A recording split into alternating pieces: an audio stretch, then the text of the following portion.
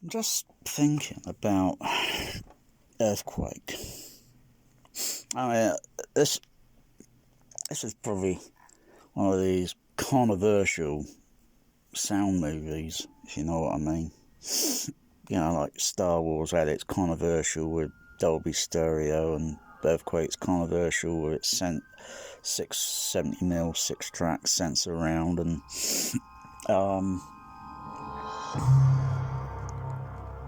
I'm just sort of thinking, there's so many faders I can adjust. I've just got the LCR playing at the moment, sort of thing. Got the surrounds muted. Actually, because it's DDS, blah blah blah, and it always outputs a signal out to the rear back surrounds.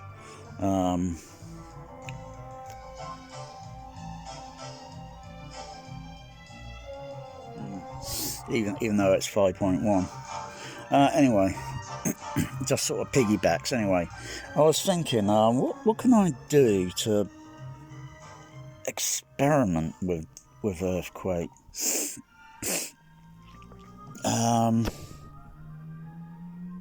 Because might not be just the subs. May not be just the subs. It may be well, you can only experiment with what you got on there on the soundtrack. I know I was having a when I was getting a drink, I thought I'd just have a little wee, because you drink and you got to have a wee, and usually that's the best time to think, I was thinking, well, I know I've got the overhead surrounds, yeah, so what if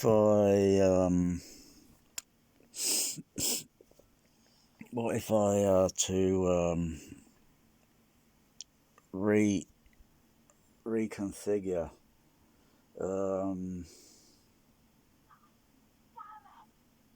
let's see, have another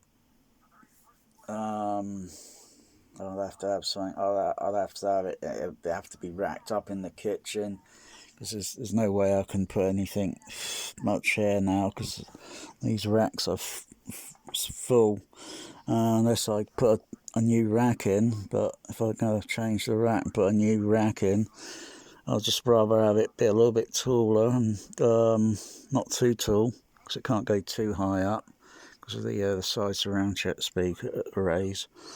And then have everything in, but nah, won't fit. I'd have to thinking if put some more DCX in the kitchen rack, in the kitchen racks. And then I know what the overhead surrounds does. I know where the signal's coming from. It's not coming from the side surrounds or the rear back surrounds when using 5.1, 7.1 only, or 6.1. The signal's coming from the left and right front channels, and it just spreads the sound over the 1, 2, 3.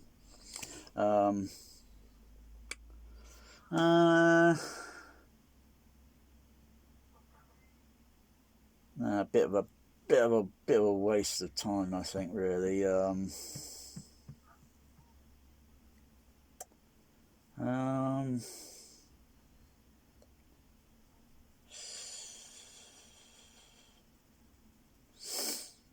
know the thing's going to come into, like more subs. I mean, there's not a whole lot I can do left in this room, unless I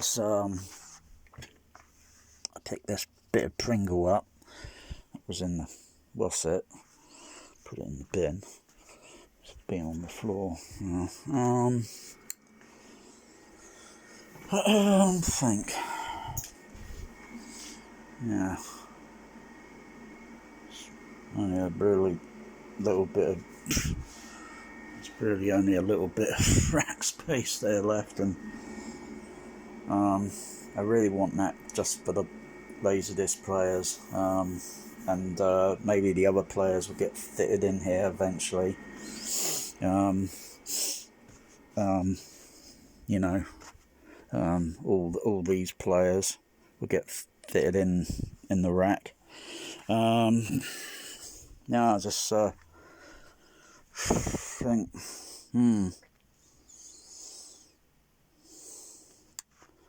tape measure. If I knew where I put the tape measure, I'd probably.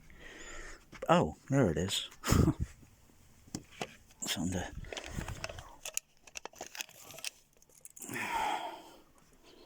I mean, from floor to ceiling, floor there, not counting the tile, a few millimeters, floor to ceiling, well, actually with the acoustical tiles, actually it's about 7 foot 8 inches. Actually it'd be a little bit less now because of the tiles on the ceiling. If you know what I mean. Of course, if I stand up on the back row on the seat raiser, I'm obviously a little bit nearer. I can touch the ceiling quite easily. Well, I'm stretched out normally, and that's just about, yeah, if I tiptoe, obviously. But sit down. Still got all these other JBL stuff refit back into the system. Yeah, it's great. It's great on here. You know, this seat raiser, if it was made like, well, I'm thinking about it. I'm thinking about changing the seat raiser. I'll have to make sure I can do the whole thing, literally, in a day. And that's cutting the wood, getting all the metal plates round the wood, screw it all up together, make a frame, and then put the oh gosh, what's in between the joists in between the frame, in between, and then obviously the one at the front would be, well, raised up a little bit higher than that.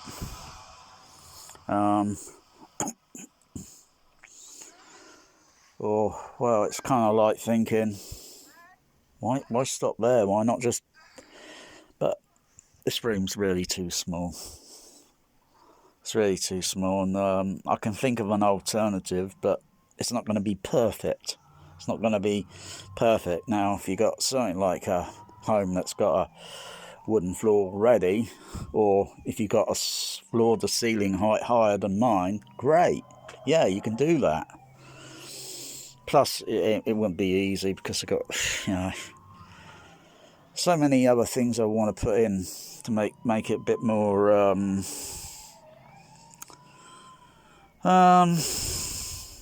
just a little bit more acoustically with sound waves a little bit better, even though it is, but just go a few more steps further. I don't want seats to bloody vibrate side to side and all that D-box nonsense. Too much money, and seats don't do that. If there's an earthquake happening, the seats are not really going to do that. The floor is going to do a whole lot of that. And when the floor starts buckling and all that, the bloody seats, think about it, they'll just come loose. That's the purpose of an earthquake, is to inflict damage, as well as the walls and ceiling. And an earthquake, where is it happening? It's happening miles under the ground. First with a P wave travelling at the speed of sound, the primary wave, And then you got the seismic or the S wave, which comes minutes later, and that's what. And it's not just that. I think there's three other different types of waveform that kind of go this way, that way. So, oh yeah.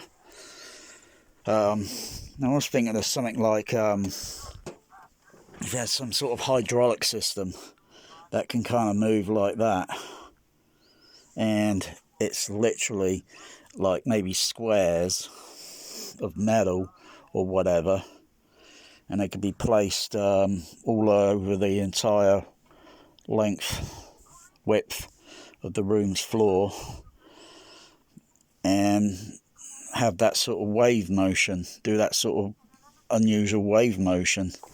But you're going to have your seats attached to it, so it's not going to really be much point there, really, because the seats are going to come unbuckled and loosened, and that's the purpose of an earthquake, isn't it? Not that you want it, not that no anyone's wishing a blooming earthquake, but it's fascinating. But not when it comes at the cost of animals' lives and humans, and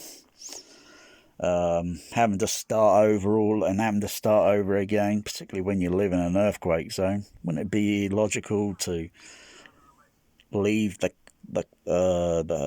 state and just go somewhere else? Because basically California is damaged goods, you know. Yeah, that's like everyone's got a death wish, you know. They're waiting for it to happen, and you know. So, but earthquakes can happen anywhere over the world. Sometimes they happen. Sometimes here in England.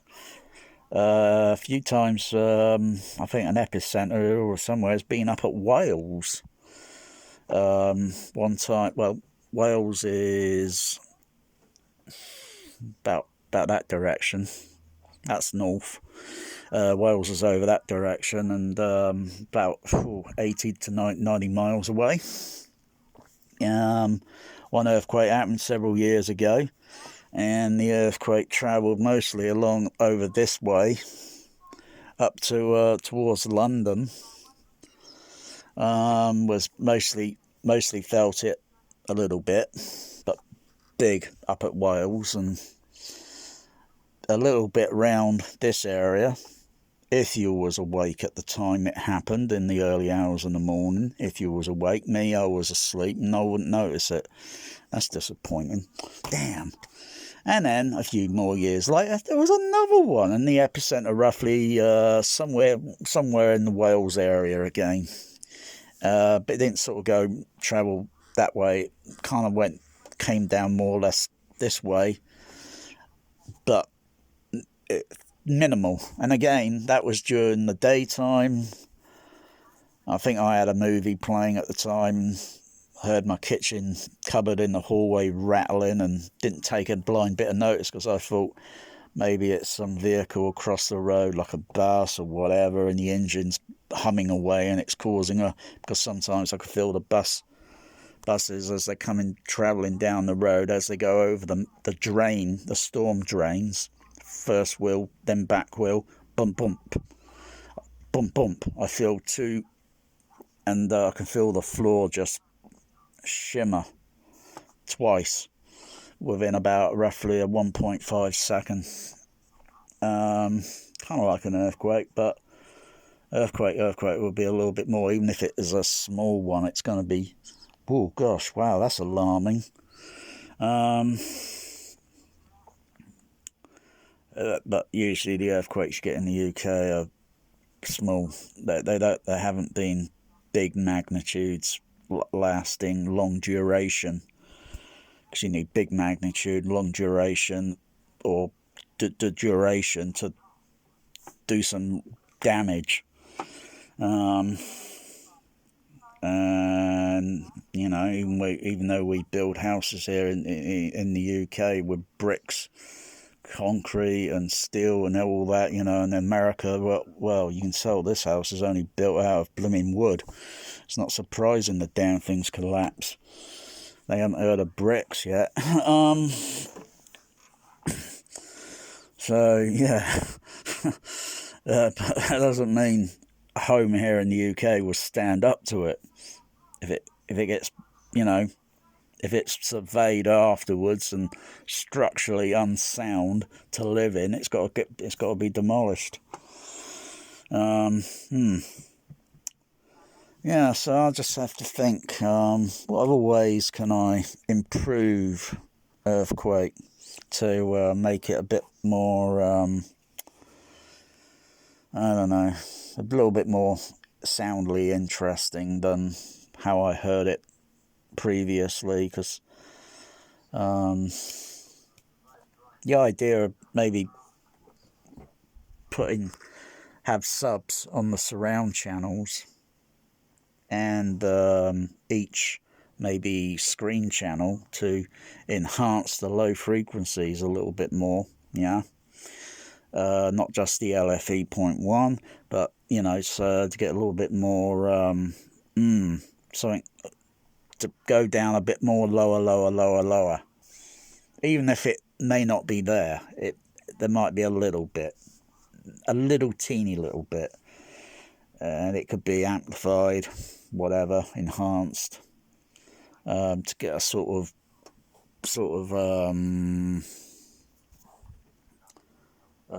from front to sort of back, sort of, because that's how I sort of remember it. A sort of very odd pressure change in the auditorium at the ABC at Bournemouth years ago. 4 times I saw it. Oh, 4 times. Brilliant movie. And it's brilliant. It still holds out. I mean, look at the grain on it. Look at the grain. Flipping brilliant.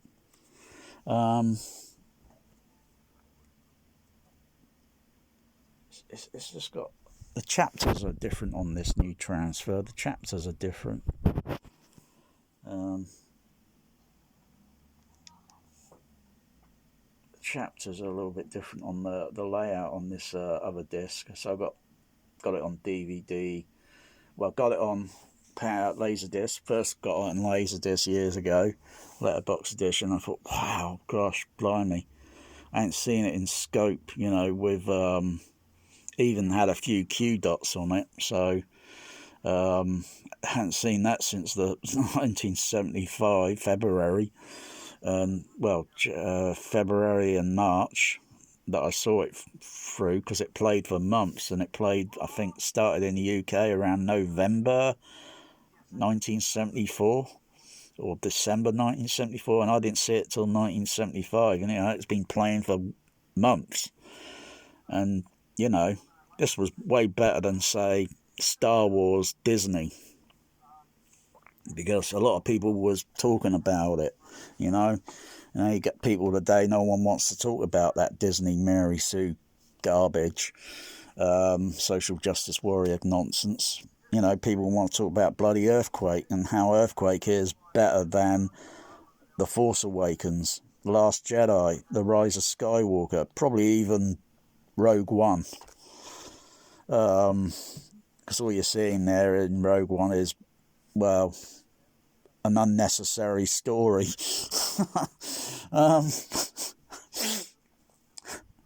Yeah, look, and it's got that guy from The Thing, Donald Moffat. I don't want to be tied to this fucking chair. I don't want to be tied to this fucking couch with this fucking earthquake.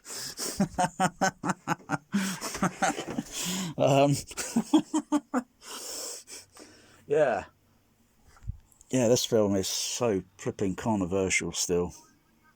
I was speaking to someone on Messenger, and say how many times do you watch this film every year? Because we ended up, I don't know how we got into the topic of talking about Earthquake. I guess it was about speakers and low frequencies, and then guess what? Earthquake gets mentioned because it's the granddaddy. Even though sub-bass sort of it existed a lot more earlier days for hi-fi in the home. probably very few and far between, probably because of the cost, I would guess. But when it became more commercialized and getting around cinemas, that's probably where it got more recognition, more publicized sort of thing. Anyway, I'm going to end the video there. So you know what I'm thinking. You know how I think. X, Y, and Z, inside and out, back to front, turned around, upside down, and in a parallel universe. So I could be looking around for some answers. I could be thinking up some for my own. Anything to try and cook it up a little bit, you know. And it's still damn good sound. It's still a damn good sound mix. Still a pretty good damn sound mix. Dated? Pretty damn good, you know. I don't know what budget they would have spent on, you know, production sound and mixing and the Sensurround development and all that. I don't know what, but must have been more than the average home theatre. Probably cost more than my home theatre. Yeah.